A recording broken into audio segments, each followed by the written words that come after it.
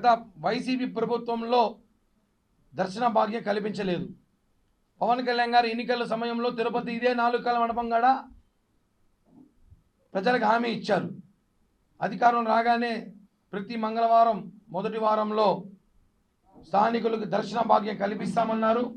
ఇచ్చిన మాట ప్రకారం ఆయన చంద్రబాబు గారితో మాట్లాడి, టీటీడీ చైర్మన్ గారితో మాట్లాడి తిరుపతి ప్రజలకు ఒక ఆశ. మన స్థానికులు ఈరోజు షిరిడీకో, అయ్యప్ప టెంపుల్కో, ఇంకో టెంపుల్కో పోయినా స్థానికులకు ప్రియారిటీ ఇచ్చేవాళ్ళు. కానీ తిరుమల తిరుపతి దేవస్థానం జరిగేది కాదు. చాలా బాధాకర విషయం.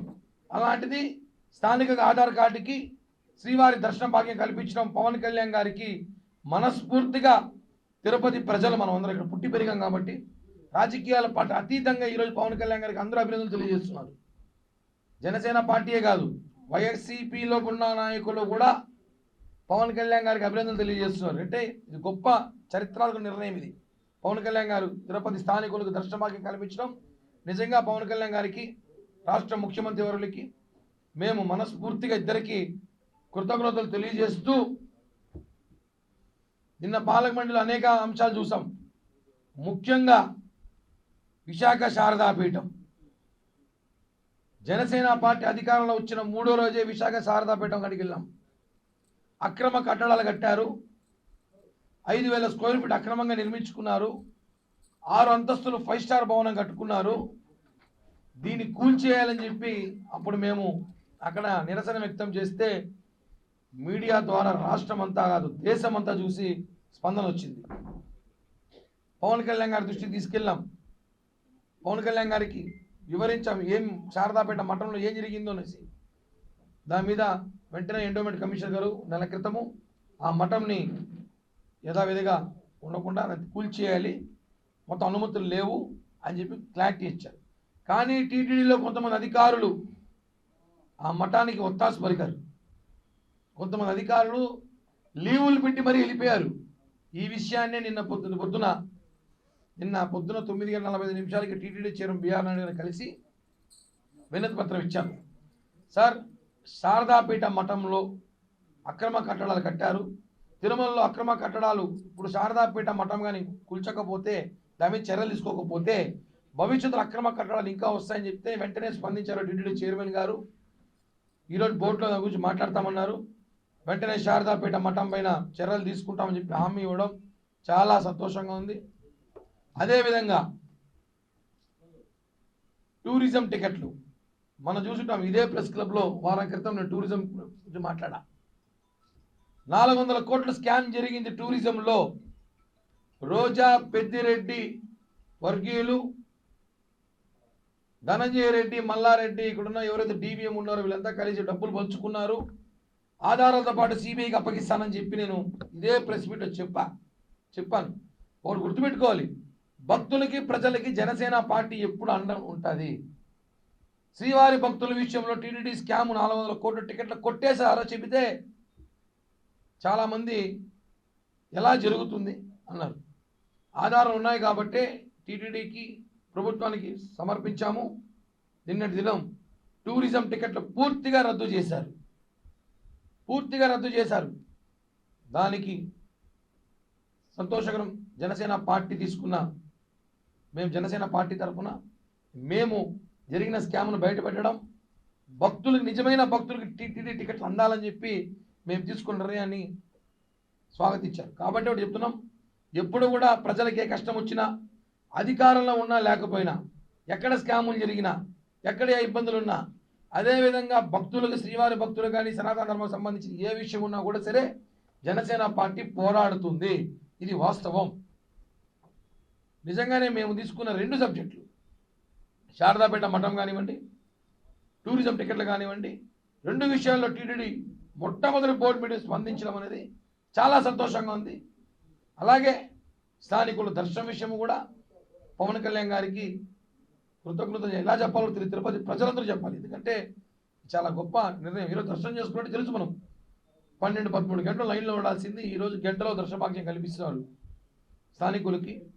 అలాగే టీటీడీలో అన్నమత్య ప్రసాద్, ఎవరైతే అన్నమత్య ప్రచారం చేసే వాళ్ళు ఉన్నారో వాళ్ళ మీద కూడా ఏదో ట్రాన్స్ఫర్లో లేకపోతే వాళ్ళకి మాట్లాడతామని చెప్పారు. అది కూడా మంచి నిర్ణయం. ఎందుకంటే తిరుమల తిరుపతి దేవస్థానంలో నాకు తెలిసి 350-400 మంది పైగా అన్నమతస్తులు ఉన్నారు. వాళ్ళు తీసుకునే జీతం మంది, కానీ ఏ రోజు శ్రీవారి ప్రసాదం తినరు. వాళ్ళు శ్రీవారి గుళ్ళోకి పోరు. శ్రీవారి డబ్బులు మాత్రం కావాలి, శ్రీవారి జీతాలు కావాలి. వెంకటేశ్వర స్వామితో ఆ లడ్లు కార్డులు కూడా వాళ్ళు ఏం చేస్తారో మనకు తెలుసు. వాళ్ళందరూ కూడా అలాంటి వాళ్ళు ఉండడం వల్ల నిజంగానే ఒక పక్క మనసు బాధేస్తుంది. కాబట్టి వాళ్ళందరికీ కూడా వేరే డిపార్ట్మెంట్లోకి డిప్యూటేషన్ మీద పంపిస్తే బాగుండని చెప్పి కూడా ప్రభుత్వాన్ని కోరడం జరిగింది. అది అంత చిన్న పని అయితే కాదు, పెద్ద ఎత్తున ఎక్సర్సైజ్ చేయాలి.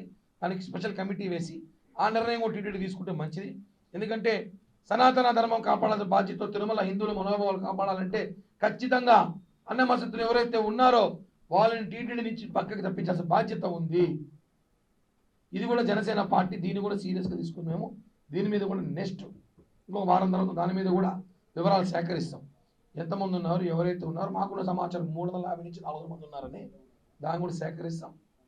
అది కూడా మాట్లాడదాం. అదేవిధంగా శ్రీనివాస సేతుని తీసి గరుడ వారిది పెట్టడం గొప్ప పరిణామం. ఆ రోజున్న టీటీడీ చైర్మన్ మాజీ ఎమ్మెల్యే కరుణాకర్ రెడ్డి గారు శ్రీనివాస సేతు, నిన్న చైర్మన్ గారు అంటున్నారు సేతు అంటే ఏమన్నా మీకు అర్థం ఉందన్నాడు. చెప్పాను, సముద్రాల మీద వేసే సేతు. తిరుపతి ఏడ సముద్రం లేదే, కావాలంటే తీసుకొస్తారేమో వాళ్ళు అనుకున్నాం. సముద్రం తిరుపతిని కూడా శ్రీనివాస సేతు తిరుపతి ప్రజలు ఈరోజు కూడా అర్థం కాల. గరుడ వారధి అంటేనే ప్రపంచవ్యాప్తంగా తెలుసు, గరుడ వారధి అంటేనే ప్రపంచవ్యాప్తంగా తెలుసు. అలాంటి గరుడ వారధి మళ్ళీ ఆ పేరు పెట్టడం చాలా సంతోషంగా ఉంది. నిజంగానే సాక్షాత్తు శ్రీ వెంకటేశ్వర స్వామి నిన్న పాలక మండలిలో కూర్చున్నాడేమో, నిర్ణయాలు ప్రకటించాడేమో, ఆయన ఇచ్చిన ఆదేశాలు ఏమో అని చెప్పి కూడా ప్రజలు మాట్లాడుకుంటున్నారు. చివరిగా టూరిజం డిపార్ట్మెంట్ స్కామ్ పై సిఐడి విచారణ జరగబోతా ఉంది. మొత్తం ఎవిడెన్స్ సబ్మిట్ చేస్తున్నాం. ఖచ్చితంగా మాజీ మంత్రి రోజాని ఆ అధికారులందరం కూడా జైలుకి పంపిస్తాం. ఎందుకంటే ఆధారాలు అవకతవకలు జరిగినాయి కాబట్టే అంత పెద్ద వ్యవస్థ ఉన్నదాన్ని టికెట్ రద్దు చేశారు. గతంలో అదే వ్యవస్థలో మధుసూదన్ అనే నెల్లూరు సంబంధించిన వ్యక్తి ప్రెస్ మీట్ పెట్టి చెబితే అతన్ని సస్పెండ్ చేశారు.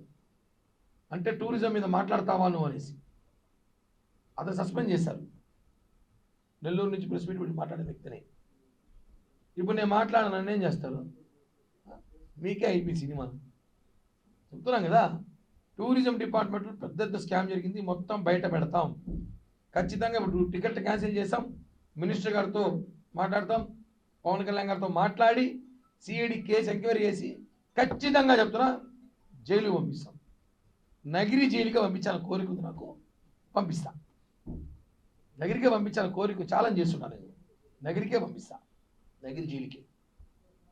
ఎందుకంటే టూరిజం అవతల బయట తీస్తాం. మరొకసారి మీడియా మిత్రులందరూ కూడా పేరు పేరున ధన్యవాదాలు. ఎందుకంటే ఈ శారదాపేట ఇష్యూ కానివ్వండి, టూరిజం ఇష్యూని బాగా పబ్లిసిటీ తీసుకెళ్ళి రాష్ట్ర ప్రభుత్వం కదలికలు వచ్చేలాగా తీసుకురావడం అనేది నిజంగా మీడియా ప్రధాన పాత్ర పోషించడం చాలా చాలా సంతోషం. మీ అందరూ కూడా మరొకసారి హృదయపూర్వక నమస్కారం తెలియజేస్తూ జై హింద్. ఈరోజు కూటమి ప్రభుత్వాన్ని వాళ్ళు తీసుకొచ్చినందుకు వాళ్ళ తరపున పవన్ కళ్యాణ్ గారు ఇచ్చిన మాటని నిలబెట్టుకున్నారు. ఇది మాట నిలబెట్టుకోవడం అంటే, మడమ తిప్పకపోవడం అంటే ఇది ఎగ్జాంపుల్. ఇది రోజా ఇలాంటివి చేస్తే ప్రజల్లో ఉంటాము. ఉండేటివి కూడా శ్రీవాణి ట్రస్ట్ అని పెట్టుకొని ఆ డబ్బులు కూడా ఏ విధంగా అయితే తీసుకొని తిన్నారో అందరికీ తెలిసిన విషయమే. దాన్ని కూడా ఈరోజు విలీనం చేస్తామన్నారు, దానికి సంతోషం. అట్లాగే గరుడ వారధి రావడం కానీ, ఇంకా ఎవరైతే అన్య మతస్థులు ఉద్యోగస్తులు ఉన్నారో వాళ్ళని వీఆర్ మీద రిటైర్మెంట్ ఇస్తామని చెప్పడం, నిజంగా ఇవన్నీ చాలా, ఇందాక కిరణ్ అన్నట్టు ఆ వెంకటేశ్వర స్వామి సాక్షాత్తు అక్కడ వచ్చి కూర్చొని మాట్లాడినట్టు నిజంగా చాలా సంతోషం అనిపించింది. ఈ బోర్డులో విషయాలు, ఈ కూటమి నాయకత్వంలో ఇలాంటి బోర్డు నిర్మించుకోవడం నిజంగా చాలా సంతోషకరమైన విషయము. ప్రజలు ఈరోజు చాలా హర్షణీయం తెలియజేస్తున్నారు. వాళ్ళ పక్షాన ఈరోజు కూటమి ప్రభుత్వం నిలబడ్డము. అలాగే ఈరోజు ప్రతి ఒక్క హిందువు చాలా సంతోషపడుతున్నాడు. ఇటువంటి అంశాలతో ఈ కూటమి వచ్చిన తర్వాత ఈ బోర్డు సభ్యులైతే మండలి ఎవరైతే ఉన్నారో ఆ సభ్యులందరూ కూర్చొని స్వచ్ఛందంగా వాళ్ళ ఇష్టం వచ్చినట్టుగా ప్రశాంతంగా ప్రజల పక్షాన అంశాలను తీసుకురావడం అనేది చాలా శుభపరిణామంగా భావిస్తున్నాం. దానికి అందరికీ కృతజ్ఞతలు తెలియజేసుకున్నాం. ముఖ్యంగా చంద్రబాబు నాయుడు గారికి, పవన్ కళ్యాణ్ గారికి, ఈ మండలి అందరికీ కూడా హృదయపూర్వక నమస్కారాలు తెలియజేసుకున్నాం. మరిన్ని వీడియోస్ కోసం ఛానల్ సబ్స్క్రైబ్ చేయండి. లేటెస్ట్ అప్డేట్స్ కోసం వాట్సాప్ ఛానల్ ఫాలో అవ్వండి. అండ్ లింక్ డిస్క్రిప్షన్ లో ఉంది.